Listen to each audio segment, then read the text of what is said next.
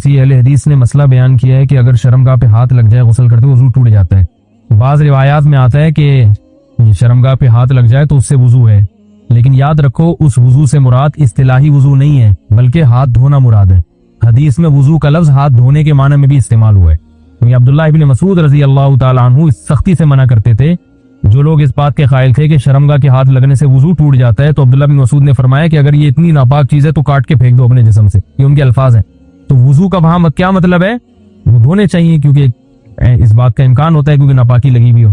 तो और क्योंकि हदीस में ये भी आता है ऊंट का गोश्त खाने के बाद भी वजू का हुक्म है, तो वहां भी हम क्या कहते हैं, मसला इख्तलाफी है। बाज आइम्मा इसके कायल है, इमाम शाफी इसके कायल हैं कि शर्मगाह को हाथ लगने से वजू टूटता है। इसमें किसी अहले हदीस पे तंज करना जायज नहीं है। तो मसला चूंकि इख्तलाफी है, जब इख्तलाफी मसला होता है तो अगर कोई एक कौल पर अमल कर रहा है तो ठीक है। तो मैं ये बता रहा हूँ कि हम इस रिवायत को क्यों नहीं लेते, उसकी वजह ये है कि यहाँ वजू से मुराद है इस्तिलाही नहीं बल्कि, और इसके बहुत सारे कराइन हैं, लेकिन अभी चूंकि वक्त बहुत ज्यादा हो गया तो इसलिए मैं इसकी ज्यादा डिटेल में नहीं जाऊंगा। अच्छी तरह से इस्तिंजा करने के बाद जब जाकर बैठता हूँ तो महसूस होता है कि पेशाब के कतरे निकल गए हैं 1-2।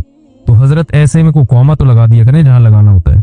हजरत ऐसे में नापाकी हो जाती है या नहीं, जबकि ये मेरे हाथ में नहीं है, इससे भी अजाब खबर होता है। तो भाई देखो, जब पेशाब कर लेना, पेशाब से फारिग हो जाए तो थोड़ी देर इत्मीनान से बैठे रहे, ठीक है ना। जब इत्मीनान हो जाए कि अब मजीद खतरा निकलना बंद हो गया तो पानी डालें और पतली गली से निकल लें। दोबारा स्टडी करने की, मुताला करने की चंदा जरूरत नहीं है, बिल्कुल भी। वहम हो, शक हो, इससे वजू नहीं टूटेगा। बल्कि शक दूर करने का जो सुन्नत तरीका है वो ये कि अपने इजार पे थोड़ा सा पानी की छींटे मारने शलवार पे, ताकि अगर तरावट नजर आए, शैतान वसवसे में डाले कि ये तो गीला गीला, तो आप खुद बोलो भाई ये तो मैंने खुद तर्क किया है। तो ये वसवसा दूर करने का अच्छा तरीका है। तो एक दफा जब इत्मीनान हो गया तो अब जब तक 100% यकीन नहीं होगा कतरा निकलने का, उस वक्त तक वुजू नहीं टूटेगा। इतना यकीन हो जाए कि आप कसम उठा के कह सकें कि मेरा कतरा निकला है या हवा खारिज हुई है, ये कसम उठा के कह सकें आप। बाज दफा वहमी लोग होते हैं ना, मैं उनसे कहता हूं कि तुम कसम उठा सकते हो कि एक कतरा निकला है, कह रहे हैं सोच के बताऊंगा कि कसम उठा सकता हूं कि नहीं। इस पे भी कंफ्यूज होता है कि कसम उठा सकता हूं कि नहीं। तो मैंने कहा ये इसकी अलामत है कि नहीं उठा सकते, क्योंकि इतना यकीन होता तो फौरन कसम उठाते। देखो अभी सूरज निकला हुआ है, फौरन कसम उठा के हम कह सकते हैं अल्लाह की कसम सूरज निकला हुआ है, इसमें कंफ्यूज नहीं होता इंसान।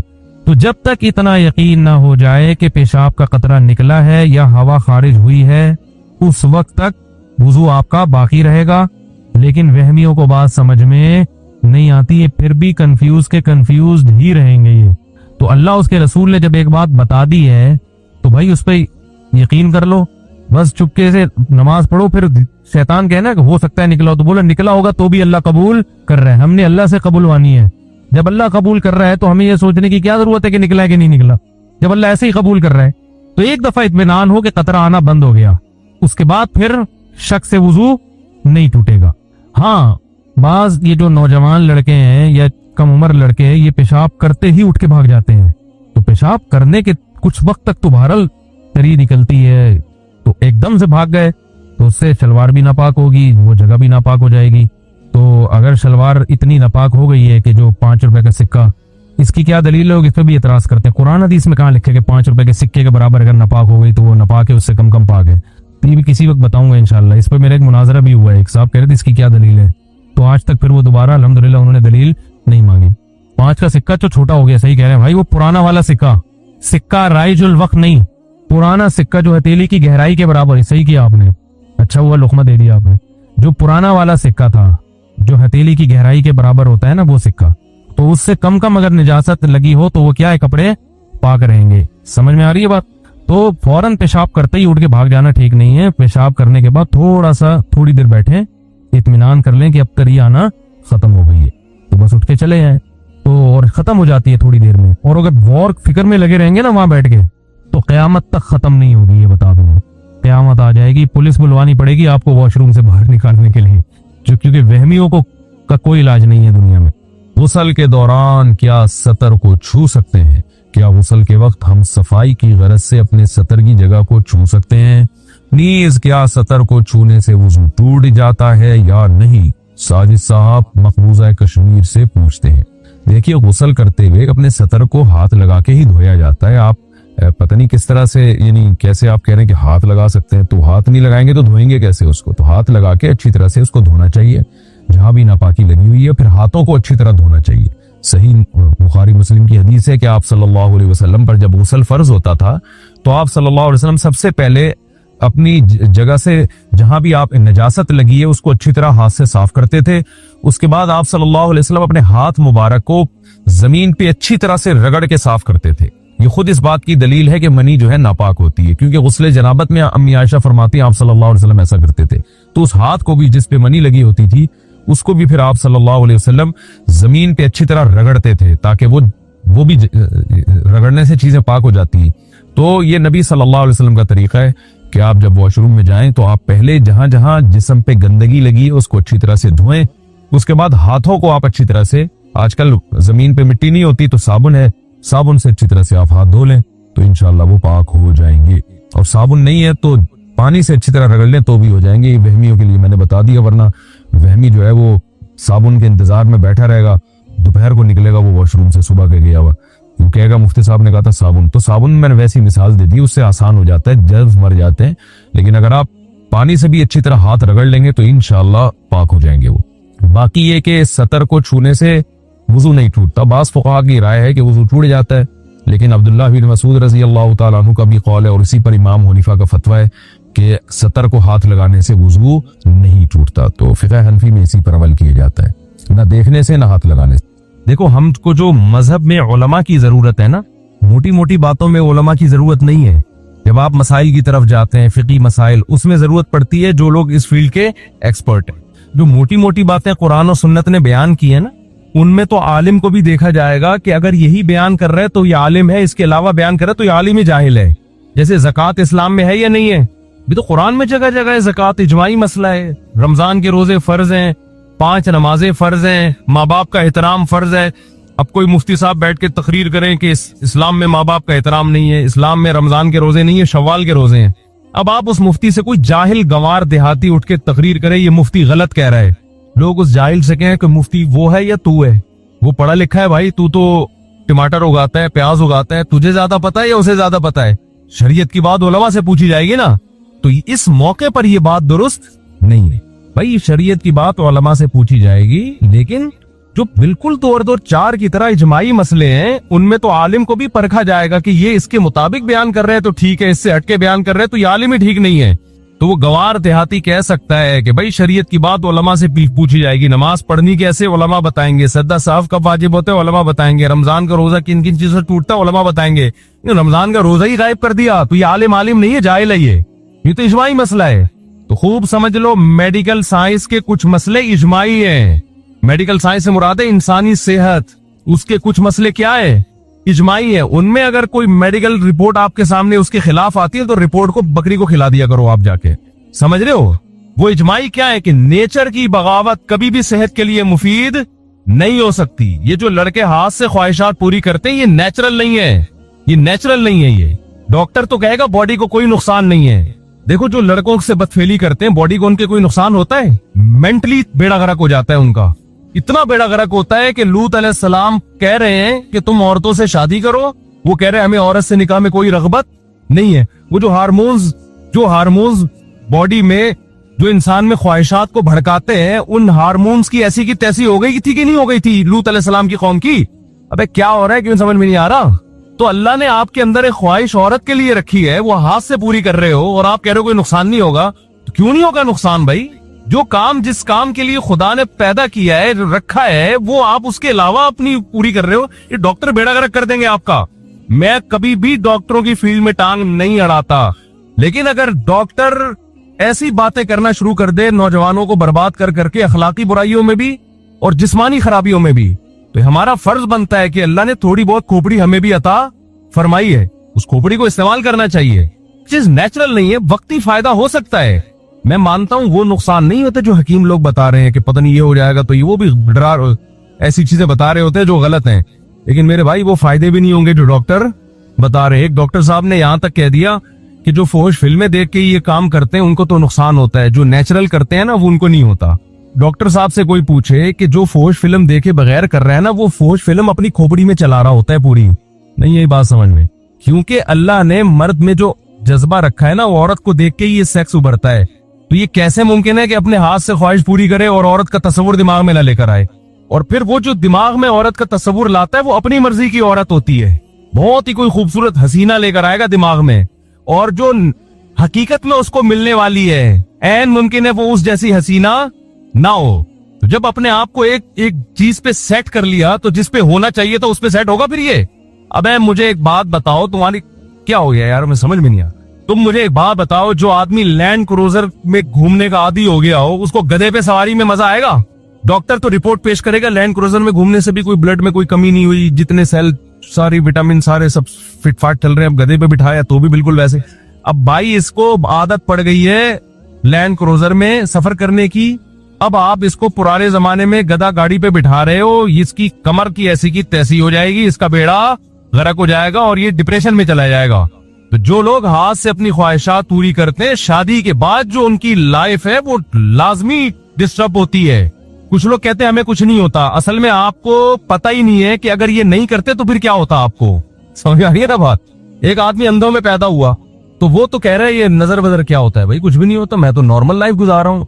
उसे कुछ दिन के लिए आंखें दे दो तो पता चलेगा आंखों के साथ लाइफ क्या होती है और विदाउट आईज लाइफ क्या होती है। तो जिन्होंने नहीं किया उनकी शादी के बाद की जिंदगी और जो करते करते आदी हो चुके हैं उनकी शादी की लाइफ की जिंदगी में क्या होता है फर्क। अब इसने कंपेयर ही नहीं किया होता ना, इसको वो हयात मिली नहीं होती, वो लाइफ मिली नहीं होती, तो कैसे कंपेयर करेगा ये?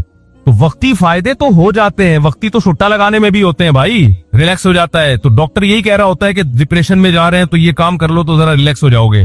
वक्ती तौर पर सब कुछ होता है, फायदा होता है, लेकिन इसके दूरस नताइज वो नुकसानदेह साबित होते हैं। ये रिलैक्स ऐसे ही है कि आप अगर बर्दाश्त कर लेना अपनी ख्वाहिश को, वक्ती नुकसान होगा, लेकिन आहिस्ता आहिस्ता बर्दाश्त करने की आदत पड़ जाएगी और फिर ये ठरक पैदा ही नहीं होगी। लेकिन जिसने अपने आप को इस तरह एक दफा किया तो फिर एक दफा नहीं होगा, फिर 2 दफा होगा, फिर 3 दफा होगा, फिर बार बार ये ठरक खत्म होने के बजाय और ज्यादा बढ़ती रहेगी। ये नशे की तरह है। ये बिल्कुल ऐसे ही है जैसे कोई टेंशन में था, आपने उसको थोड़ी शराब पिला दी कि यार थोड़ा रिलैक्स हो जाएगा, तो वो रिलैक्स थोड़ी होगा, अब दोबारा टेंशन में आएगा और जल्दी आएगा टेंशन में। पहले तो टाइम के बाद आ रहा था, अब जल्दी आएगा टेंशन में। अब फिर 1 घूंट पिया, अब 2 घूंट पिएगा, फिर 1 बोतल पे आएगा, फिर 2 बोतल पे आएगा, फिर वो बन जाएगा शराबी। तो इसलिए जो अल्लाह रसूल ने कहा है ना वो गलत नहीं हो सकता। अल्लाह मियाँ ने हमारे लिए एक ही ऑप्शन रखा है भाई, निकाह करो। और तुम्हारे लिए अल्लाह ने किसको पैदा किया? बीवी को पैदा किया, बस। इल्ला अला अज़वाजिहिम औ मा मलकत अयमानुहुम, अल्लाह ने फरमाया सिर्फ बीवी है तुम्हारे लिए। फमन इब्तगा वरा ज़ालिक, जो बीवी के अलावा कोई भी रास्ता इख्तियार करेगा, फउलाइका हुमुल आदून, ये लोग अल्लाह की हुदूद को तोड़ने वाले हैं। और एक और अखलाकी नुकसान इसका क्या होता है, देखो फितरत कभी भी धांधली नहीं करती। ये जो लोग खुदा को नहीं मानते, नेचर को तो मानते हैं ना। अरे जो खुदा को नहीं मानते वो नेचर को तो मानते हैं ना, कि कायनात में एक नज़म है, रब्त है, जिसको वो नेचर से। मैं आ रहा हूं अपने असल टॉपिक की तरफ, ये दरमियान में बात आ गई। तो वो नेचर को तो मानते हैं कि नहीं मानते? तो मुझे आप बताओ, आज तक नेचर ने कभी गलती की है? जो चीज नेचुरल है वो कभी गलत हो सकती है? बालिग होते ही अल्लाह आपके अंदर बेपनाह शहवत रख देता है। क्यों? फितरत ये चाहती है कि अब मर्द और औरत का मिलाप होना चाहिए। आप ना चाहते हुए भी शादी करो, आप कुदरत ये चाह रही है, और आप चाहो ना चाहो आपके औलाद पैदा हो जाए, क्योंकि कुदरत क्या चाह रही है? जमीन को इंसानों से भरना चाह रही है। ये जो नस्ल बढ़ाना है या मर्द और औरत का मिलाप है, ये कुदरत ने इंसान की राय पे नहीं रखा, बल्कि इंसान पर यह मुसल्लत कर दिया है कि ना चाहते हुए भी करना वही पड़ेगा जो खुदा चाहता है, जो नेचर चाहती है। मिसाल के तौर पर हम जो पानी पीते हैं, क्या हम अपनी राय से पीते हैं पानी? भाई प्यास लग जाती है ना हमें, कुदरत प्यास लगा देती है। पानी कितना पीना है ये कुदरत ने हमें हमारी राय पे नहीं छोड़ा, वरना डॉक्टरों में इख्तलाफ हो जाता। कुछ डॉक्टर कहते 10 गिलास पीना है, कुछ कहते 5 गिलास पीना है, कोई पीना ही नहीं है। तो पता चला 25-30 करोड़ लोग तजर्बे की भेंट चढ़ जाते हैं, मर जाते हैं प्यास।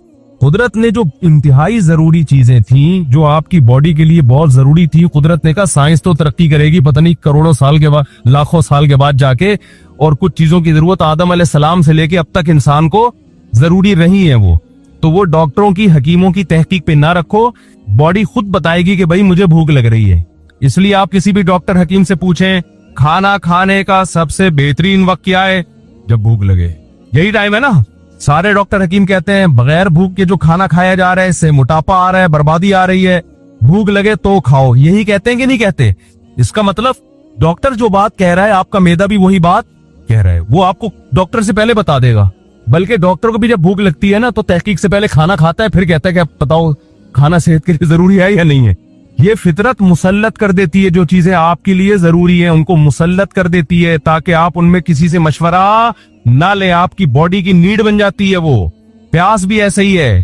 तो जैसे भूख आपकी फिजिकल रिक्वायरमेंट है, बॉडी की रिक्वायरमेंट है, प्यास आपकी बॉडी की रिक्वायरमेंट है। उसको अगर आप डिले करोगे तो बॉडी को फायदे के बजाय नुकसान होगा। अब मिसाल के तौर पर आपको प्यास लग रही है, माहिरीन आए, फैमिली प्लानिंग वाले आए, वो कहे कि एक्चुअली जितनी प्यास लोगों को लग रही है अगर उतना पानी पी लिया जाए तो दुनिया में पानी के जखायर कम हो जाएंगे। एक मिसाल दे रहा हूं, तो मानोगे उनकी बात? बोलो ना क्या हो गया? अब बोलोगे भाड़ में जाए, जखायर कम हो या ज्यादा, मुझे प्यास, तेरी तहकीक पता नहीं कल गलत साबित होगी, मैं तो आधा पानी की कमी से मर जाऊंगा। मैं पानी के जखायर गए तेल लेने, पानी चाहिए मुझे, पानी प्यास लग रही है। कोई फैमिली प्लानिंग वाला है कि ऐसे है, असल में कैलकुलेशन की है यूरोप के बड़े बड़े साइंसदानों ने कि इस वक्त गंदम और मकई और ये सब चीजों के जखायर कम हो रहे हैं, लिहाजा आप खाना जब भूख लगे तो ना खाएं आप, या आप ऐसा करें कि गुब्बारे खा के पेट भर लें, यानी नेचुरल तरीका ना हो, कोई और तरीके से वो रुई खा लें या कुछ भी खा लें। अब मानोगे उसकी बात? तुम्हारी ऐसी की तैसी यार, पेट भरना है भाई हमने, ये कुदरत को पता है कि कितनी रोटियां पैदा करनी है, कितने, जब उसने भूख लगाई है तो इंतजाम किया होगा ना, वरना तो ये निजाम ही गलत है सारा।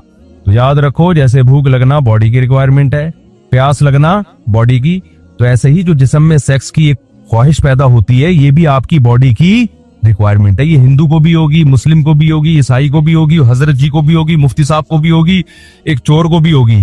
इसमें बुजुर्ग बाद में होते हैं, मुफ्ती साहब आदमी क्या होते हैं? बोलो ना, पहले होते हैं। ये हर आदमी का है, ये बॉडी की है, बॉडी की नीड है। तो जब खुदा ने आपकी भूख लगाई तो रोटी का इंतजाम किया उसने ना, बारिशें बरसा के, नबातात पैदा करके। तो मर्द को जब अल्लाह ने शहवत की भूख लगाई तो उसके लिए औरत का इंतजाम अल्लाह ने किया। औरत को जब शहवत की भूख लगी तो उसके लिए मर्द का इंतजाम खुदा ने किया। अब ये दोनों का मिलाप होगा और उसके नतीजे में ऑटोमेटिकली बच्चे पैदा होंगे। इनमें किसी भी प्रोसेस को आपने रोकने की कोशिश की तो फैमिली प्लानिंग वाले तो खुश हो जाएंगे, इंसानियत का भी बेड़ा गर्क होगा और खुदा भी नाराज होगा। समझ में नहीं आ रही मेरा ख्याल है बात? क्योंकि इसका मतलब है खुदा का निजाम ही गलत है। फिर अब जो हाथ से अपनी ख्वाहिश पूरी करते हैं वो खुदा को, उस निजाम को क्या कर देते हैं? खलल पैदा। खुदा ने ख्वाहिश रखी थी ताकि तुम ना चाहते हुए, अब देखो जो आदमी साइंसदान है, पढ़ाई वाला टाइम नहीं है उसके पास, एक्चुअली मुल्क में तरक्की और ये वो, भूख लग रही है, खा नहीं रहा, नतीजा क्या निकलेगा? वो मजबूर होके खाएगा, यार खा के पेट भरो ताकि मैं पढ़ाई में ज्यादा तवज्जो लगाऊं, यही करेगा ना वो। अगर उसकी राय पे रख देते तो वो कहता कि 6 महीने बाद इकट्ठी एक टीका लगा दूंगा ताकि मेरी जो कमी हुई है ना पूरी हो जाए, यही करेगा ना वो। खाएगा वो कहेगा नहीं यार ये खाना जरूरी है, क्यों भाई? ताकि मेरा दिमाग उधर लगे पढ़ाई में, ये ख्वाहिश मेरी पूरी हो। बिल्कुल इसी तरह जब इंसान बालिग होता है, औरत बालिग होती है, तो उसमें अल्लाह ने ये डिजायर्स पैदा कर दी हैं। अब उन डिजायर्स का तरीका ये है कि जो फितरी नेचुरल तरीका अल्लाह ने जानवरों में रखा है वो इंसानों में रखा है कि नर और मादा का मिलाप हो। ये मिलाप आपके ना चाहते हुए भी क्या होगा? ये करना पड़ेगा आपको, ताकि आपका दिमाग क्या हो, स्ट्रेस आपकी, बोलो ना, खत्म हो, और फिर नतीजे में औलाद आपके होगी। क्योंकि कुदरत इसके जरिए कुछ और काम ले रही है। वो क्या है कि कुदरत नस्ल बढ़ाना चाहती है, इसलिए कि आपने मरना है आगे चल के, नई नस्ल ने आना है। अगर आप ही हमेशा रहते ना इस दुनिया में, आज जब आबादी की बात होती है ना तो ये ऐसे शो किया जाता है जैसे ये आबादी हमेशा रहेगी। भाई ये तो सारे मर जाएंगे कल जाके, बुढ़े और आहिस्ता आहिस्ता सब बुढ़ापे की तरफ जा रहे हैं, तो नई नस्ल आएगी। तो ये सब चीजें कुदरत ने आपके इख्तियार में नहीं रखी। अगर आप इसमें दखल अंदाजी करोगे तो आपकी सोसाइटी को भी नुकसान होगा, क्योंकि कुदरत मर्द और औरत के मिलाप से कुछ हिकमतें हासिल करना चाहती है। तो वो अल्लाह ने मर्द और औरत पे नहीं रखा है, वो ऐसा मुसल्लत कर दिया है कि ना चाहते हुए भी होगा। तो अगर आप जिना की तरफ जाओगे या आप हाथ से ख्वाहिशात पूरी करोगे तो कुदरत का वो निजाम क्या होगा? उल्टा हो जाएगा, वो खराब, जैसे कि हो रहा है। लड़कियां घरों में बैठी बैठी बुढ़िया हो रही हैं और लड़के ये काम कर रहे हैं बैठ के, उनको उनकी ख्वाहिश यहाँ से पूरी हो रही है तो शादी कहाँ करेंगे? वो भी डिप्रेशन में जा रही हैं, ये भी डिप्रेशन में जा रहा है। एक सारा सत्यानाश कर दिया पूरे निजाम का। इसलिए शरीयत ने हुक्म दिया इसमें अल्लाह पे एतमाद और तवक्कुल करो, निकाह करो। और तवक्कुल किस पे करो? जैसे भूख लग रही होती है खाने का इंतजाम किया जाता है, और तवक्कुल किस पे किया जाता है? अल्लाह पे, कि यार खाना तो खाना ही है, आपके पास पैसे हैं, आपने कहा 2 रोटी खा ली तो यार ये तो खर्च हो जाएंगे, कल क्या करूंगा? अबे भाई तू खा पहले इसको, कल की कल देखी जाएगी। ये जरूरी खर्चे हैं। तो निकाह भी क्या है? जरूरी है। ये तो करना ही करना है। पैसे खत्म हो जाएंगे तो फिर देखेंगे क्या करना है, ये तो करना ही करना है। समझ में नहीं आ रही तो रहने तो, जैसे चल लो ठीक है, फिर सही है। और मैं आखिर में एक बात कहता हूं, मुझे पता है नौजवानों को जब इसकी आदत पड़ती है तो ये गुनाह छोड़ना आसान नहीं होता, मुश्किल होता है, ये मैं मानता हूं। जिनको लत पड़ी है ना इसकी, वो आसानी से नहीं छूटता। तो भाई कोशिश तो करो ना छोड़ने की। जब हो जाए तौबा करो, कुछ सदका खैरात करो। इसका फायदा ये होता है कि अगर आप तौबा करते रहे, गुनाह छोड़ने की कोशिश करते रहे, तो खत्म नहीं भी हुआ ना, कम से कम वहीं रुक जाओगे आप। अगर तौबा नहीं की, छोड़ने की कोशिश नहीं की, तो जो ये काम करते हैं अगला स्टेप उनका इससे आगे होता है। फिर यहाँ रुकते नहीं है। खूब समझ रहे हो, डॉक्टरों की खुशफहमी है कि लड़कों को इस काम पे लगा दिया और वो समझे कि यही होगा। ऐसा नहीं होता डॉक्टर साहब। जब वो ये करेगा तो अगला स्टेप उससे बोलो ना आगे का होगा। क्योंकि ख्वाहिशात पूरी करने की जब गलत तरीके से आदत पड़ती है, फिर इंसान नई लज्जतों की तरफ जाता है कि और कुछ करो और कुछ करो। तो ये जो यूरोप जिस इंतहा पे पहुंचा हुआ है ना कि लड़कों से बदफेली, वहां तो सब कुछ आम था, तो उनको तो जरूरत ही नहीं थी लड़कों से बदफेली की। तो ये इसी वजह से तो पहुंचा है कि उनके डॉक्टरों ने प्रमोट किया इन चीजों को। तो इसलिए डॉक्टर की बात जरूर सुना करें। हम कोई डॉक्टर नहीं है, डॉक्टरों की बातें डॉक्टरों से ही पूछी जाएंगी। जब मोइन अख्तर ने से पूछा था कि मामू क्या करते हैं, तो उन्होंने कहा मामू की बातें किससे पूछी जाएंगी? मामू। तो ये भी एक है कि इन तत्तकुल्लाह यजअल लकुम फुरकाना। अल्लाह मियां ने ये हाथ को हराम करार दी है। देखो कुरान में अल्लाह ताला का कई, जहां भी अल्लाह ने ख्वाहिश पूरी करने की इजाजत दी ना, तो हर जगह कुरान में यही आयत है। फरमाया इल्ला अला अज़वाजिहिम औ मा वल्लदीना हुम लिफुरूजिहिम हाफिजून। हमारे नेक बंदे अपनी शर्मगाहों की हिफाजत करते हैं। इल्ला अला अज़वाजिहिम, सिवाय अपनी बीवियों के। आपके पास अल्लाह ने कुरान के मुताबिक बीवी के अलावा कोई ऑप्शन नहीं रखा। ये तो एक आयत नहीं है, तो बहुत सारी आयतें। मैं पढ़ना शुरू करूं तो पूरा बयान इसी पे हो जाएगा।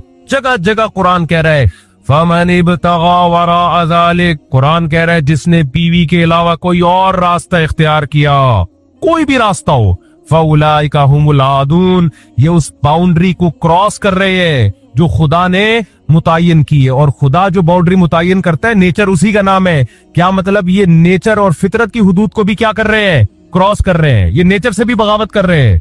तो ये नेचुरल कैसे हो गया मेरे भाई? और हदीस में क्या आता है? हदीस में आता है उस्मान इब्ने मज़ऊन रज़ियल्लाहु ताला अन्हु, वो हदीस के रावी हैं, फरमाते हैं कि हम जब सफर में होते थे तो सहाबा तो बड़े ताकतवर थे, बहुत जबरदस्त अल्लाह ने उनको सेहतें दी थी। हम जब सफर में होते थे तो हम पे अपनी बीवियों से जुदाई बहुत शाक गुजरती थी, ख्वाहिशात बहुत भड़कती थी, और बीवी सफर में हमारे साथ नहीं होती। पहले तो कई महीनों का सफर होता था। तो हमने पैगंबर सल्लल्लाहु अलैहि वसल्लम से इजाजत चाही, गुनाह से बचने के लिए हम अपने आप को खसी कर लें। समझ में आ रही है बात? क्या कर लें? अपनी कोई दवा खा के या किसी भी तरीके से अपनी जो सेक्सुअल डिजायर्स अल्लाह ने हमारे अंदर रखी हैं, उस मर्दानगी को हम हमेशा के लिए खत्म कर दें ताकि गुनाह ना हो हमसे। रसूलुल्लाह सल्लल्लाहु अलैहि वसल्लम ने इस अमल से मना किया और फरमाया तज़व्वजू, निकाह करो, फ़इन्नी उबाही बिकुमुल उमम। अगर अपने आप को तुमने ये कर लिया तो तुम निकाह के काबिल, बोलो ना, नहीं रहोगे और तुम्हारी नस्ल नहीं बढ़ेगी। अब मुझे एक बात बताओ, यहाँ 2 इल्मी नुक्ते की बात है। हजरत उस्मान इब्ने मज़ऊन नबी को से पूछ रहे हैं कि या रसूलल्लाह, हम पर औरत से जुदाई बहुत शाक गुजरती है। तो उनके दिल में ये क्यों नहीं आया कि हाथ से अपनी ख्वाहिश पूरी कर ले हम? पहला सवाल तो ये होना चाहिए था ना।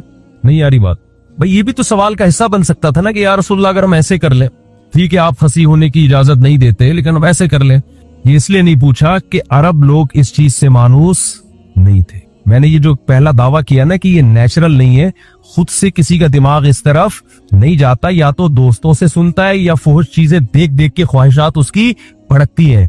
वरना बाले होने के बाद जो ख्वाहिशात भड़कती है ना, तो वो औरत ही का ख्याल आता है, शादी का ख्याल आता है कि मेरी कोई बीवी हो, हाथ का ख्याल नहीं आता। मेरे इल्म में कोई एक सही हदीस भी नहीं है जिसमें सहाबा से ये सवाल मनकूल हो कि उन्होंने नबी से जाके बाकायदा हाथ से अपनी ख्वाहिश पूरी करने के बारे में सवाल किया हो नबी की जिंदगी में। इससे पता चलता है कि अरब लोग इससे मानूस नहीं थे। वो जानते ही नहीं, क्यों बर वक्त शादियां होती थी उनकी, वो जानते ही नहीं थे कि ये क्या अमल है भाई। और जिसकी देर से भी हो रही है वो भी नहीं कर रहा होता था। बाद में तो ठीक है, जब अजमियों से इख्तलात हुआ तो ऐसी रिवायात हमें मिलती हैं। जब इस्लाम दुनिया में फैला, अजम भी बहुत सारे दाखिल हुए तो बहुत कुछ लेकर आए वो अपने साथ। हजरत उस्मान बिन मज़ून सवाल भी नहीं पूछ रहे। सवाल ना पूछना इसकी अलामत है कि उनका दिमाग इस तरफ गया ही नहीं। दिमाग ही नहीं गया तो वो गोया उन्होंने समझे कि तो कोई पूछने की चीज ही नहीं है। तो यानी उनकी भी ख्वाहिश ये नहीं थी कि हम आज से अपनी ख्वाहिश पूरी कर लें। दिमाग ही नहीं जा रहा उनका इस तरफ। एक तो ये पता चलता है। दूसरी बात, उस्मान इब्ने मज़ऊन रजी अल्लाह ताला अन्हु को जिना का खतरा, क्योंकि सफर में है और इतना शदीद खतरा कि वो इस पर आमादा हो गए हैं कि मैं अपने आप को नामर्द बना लूं, क्योंकि साहबा तो गुनाह से डरते थे ना। क्या कर लूं अपने आप को? बताओ, किसी मर्द के लिए नामर्द बन जाना ये कितनी बड़ी आजमाइश है, कितना बड़ा अजाब है एक तरह का। लेकिन वो चाह रहे हैं कि उस जिना से तो बच जाऊंगा ना मैं, किसी तरीके से बुराई से तो बच जाऊंगा, क्योंकि हमसे नहीं बीवी की जुदाई बर्दाश्त हो रही। इससे दूसरा नुकता क्या पता चलता है, जिना कितनी बुरी चीज है। और लोग सफर में जाते हैं, कह रहे हैं यार हम तो मजबूर हैं, बेगम नहीं है तो क्या करें यार। ओ भाई, ये ऐसी चीज है जिना कि ये किसी सूरत में आपके लिए हलाल नहीं है, ऑप्शन ही नहीं रखा अल्लाह ने। वरना साहबी वो ताकत में भी हमसे कई गुना ज्यादा थे और यहां तक तैयार हो गए थे कि ऑपरेशन करके या कोई दवा खा के अपने आप को नामर्द बना दे। लेकिन तीसरी नुक्ते की बात ये, यानी दूसरी बात क्या हुई कि जिना कितना बुरा अमल है। जिना की तरफ नहीं जा रहे कि यार रसूलुल्लाह ऐसी शदीद मजबूरी में हमें जिना की इजाजत दे दी जाए, बाद में हम तौबा कर लेंगे। ना ना ना ना, ना मुता की इजाजत दी और ना जिना की। मुता कहते हैं टेम्परेरी शादी, उसकी भी नहीं, वो भी इस्लाम में हराम है। मुता समझते हैं ना 2 घंटे का निकाह, 4 घंटे का निकाह, 1 हफ्ते का निकाह। इसमें और जिना में इस्लाम में कोई फर्क नहीं है। अदालती खुला ने ना आज निकाह को मुताई बना दिया है, समझ रहे हो। मुता में दोनों के पास ये राइट होता है, दोनों का एक एग्रीमेंट हुआ, इतने अरसे तक रहेंगे, निकाह क्या हो जाएगा, खत्म। और अदालती खुला में जब औरत के पास भी तलाक का इख्तियार है, मर्द के पास भी, तो ठीक है, मुता की ये सूरत तो नहीं है कि ऑटोमेटिकली निकाह खत्म हो जाएगा। लेकिन जब दोनों के पास निकाह खत्म करने का हर वक्त हक है, तो बॉयफ्रेंड और गर्लफ्रेंड में और मियां बीवी में कोई फर्क रहा?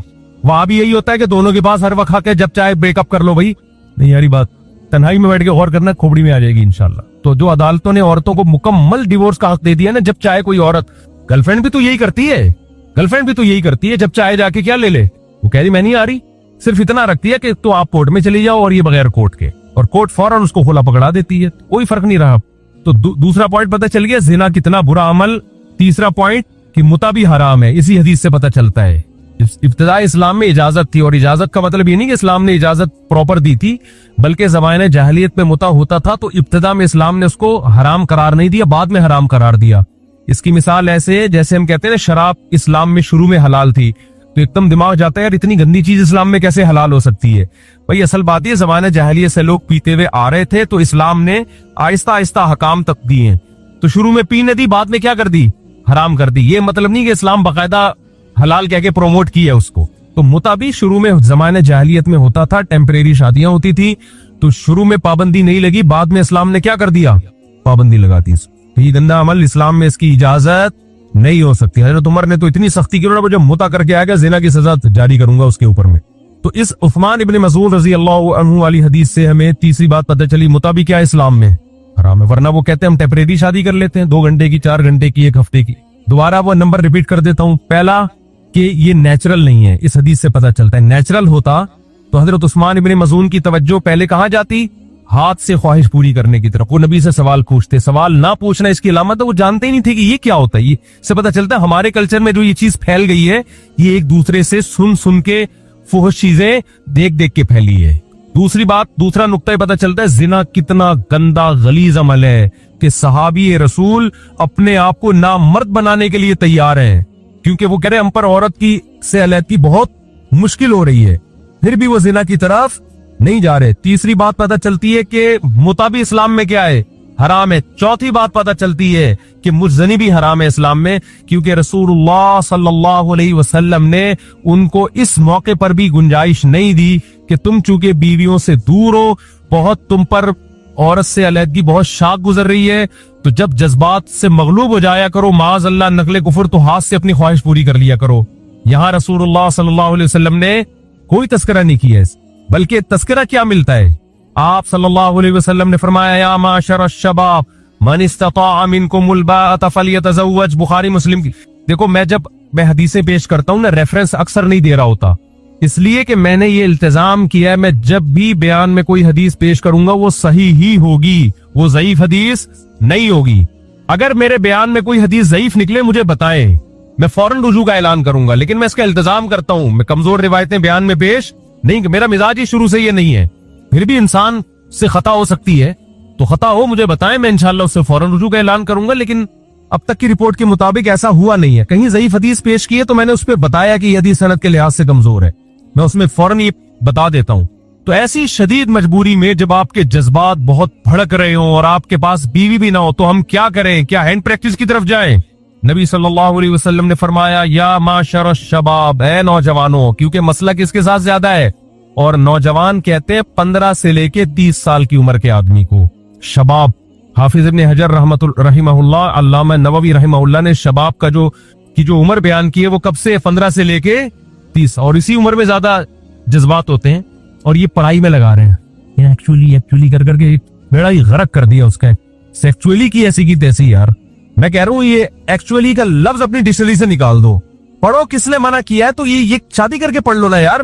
अंग्रेज पढ़ता है, शादी नहीं करता। उसको पता है उनके यहाँ शादी बहुत बड़ी टेंशन है, तलाकों के बाद आती जायदादें, और वो फिर गर्लफ्रेंड के जरिए ख्वाहिश पूरी करता है अपनी, तभी पढ़ाई कर लेता है वो। उससे नुकसान, अखलाकी नुकसानात तो हो गए ना, खानदान निजाम तबाह बर्बाद हो गया, ऐसी की तैसी हो गई सोसाइटी की। वो बार बार कहता है ना, कुत्ते पाल रहे हैं वो जाके। लेकिन इतना नेक वो भी नहीं है कि पढ़ाई को फोकस करे, 15 साल तक किसी औरत को हाथ ना लगाए। वो भी कहेगा इससे पढ़ाई का बेड़ा गर्क होगा। जब आपके डिजायर इतनी पैदा होंगी तो आप पढ़ोगे कैसे?